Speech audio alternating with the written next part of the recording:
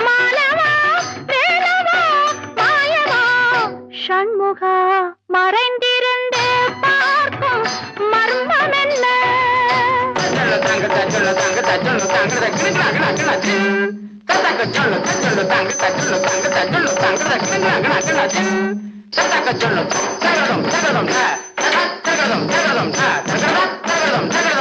நாதத்திலே தலைவன் குழல் கேட்டே